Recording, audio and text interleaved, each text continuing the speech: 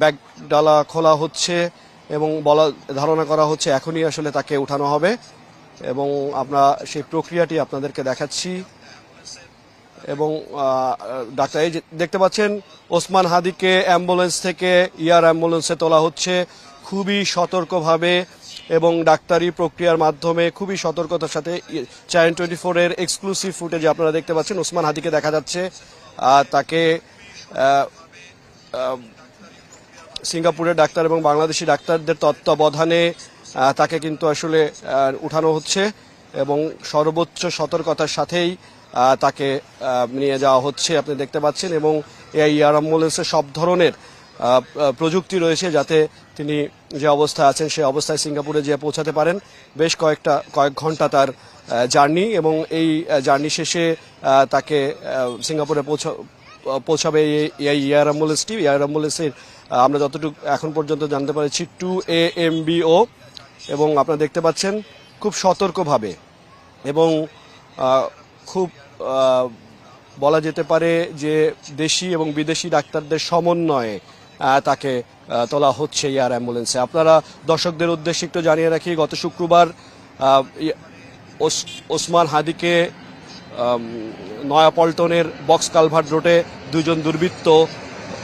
তাকে গুলি করে এবং সে জুম্মার নামাজের পরে নির্বাচনী প্রচারণা চালানোর পরে যখন তিনি যাচ্ছিলেন তখন তাকে লক্ষ্য করে প্রথমে তার রিকশার গতিরোধ করার চেষ্টা করে, পরবর্তীতে তার মাথায় গুলি করে এবং ডাক্তাররা বলছিলেন যে তার কানের পাশ থেকে যে গুলিটি ঢুকেছে সেটি মস্তিষ্ক দিয়ে বের হয়ে গেছে এবং তার মস্তিষ্কে রক্তক্ষরণ হয়েছে এবং মস্তিষ্ক, আমরা একটু আগে আমাদের সহকর্মী সূচনা বলছিলেন,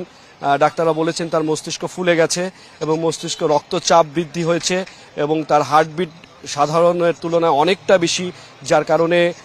তাকে প্রথমে এই এভার কেয়ারের ডাক্তাররা তাকে এটা নিয়ন্ত্রণে আনার চেষ্টা করেছে এবং পরবর্তীতে যখন দেখেছে যে না আরও উন্নত চিকিৎসা প্রয়োজন তখন কিন্তু তারা এই প্রক্রিয়া এবং এই পদক্ষেপ নিয়েছে যে দ্রুত তাকে সিঙ্গাপুরে নিয়ে যাওয়া হবে। এবং গতকালকে সিদ্ধান্ত হয়েছে আজকে সকালে 11:30 এয়ার অ্যাম্বুলেন্স এসেছে এবং এয়ার অ্যাম্বুলেন্সে থেকে তারপর তাকে এয়ার অ্যাম্বুলেন্সে আসার পরে ডাক্তার এবং নার্স দুজন এসেছেন সিঙ্গাপুর থেকে এয়ার অ্যাম্বুলেন্সে। তারা সব কিছু বুঝে নিয়ে তারপর 1:30টার কিছু আগে তাকে নিয়ে আসা হচ্ছে। আপনারা দেখতে পাচ্ছেন অ্যাম্বুলেন্স থেকে এয়ার অ্যাম্বুলেন্সে ওঠানো হচ্ছে ওসমান হাদিকে এবং দেশি বিদেশি ডাক্তারদের সমন্বয়ে খুব সতর্কতার সাথে এবং বলা যেতে পারে যে আন্তরিকভাবে ডাক্তারদের আন্তরিকতা এবং ডাক্তারদের চেষ্টা ওসমান হাদিকে সুস্থ করার জন্য এই চেষ্টা এবং সরকারের পক্ষ থেকেও এই পদক্ষেপ নেওয়া হয়েছে খুব দ্রুত সময়ে। এবং দেখতে পাচ্ছেন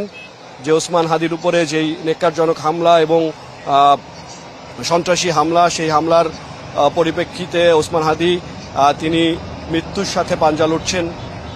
দুদিন ধরে, গত শুক্রবার, আজকে সোমবার, শুক্র শনি রবি সোম, আজকে সোমবারে 3 দিন ধরে তিনি আসলে এই মৃত্যুর সাথে পাঞ্জা লড়ছেন এবং এখনো পর্যন্ত তিনি দেশবাসীর দোয়া এবং দেশবাসীর ভালোবাসায় তিনি চেষ্টা করছেন এবং ডাক্তাররা চেষ্টা করছেন তিনি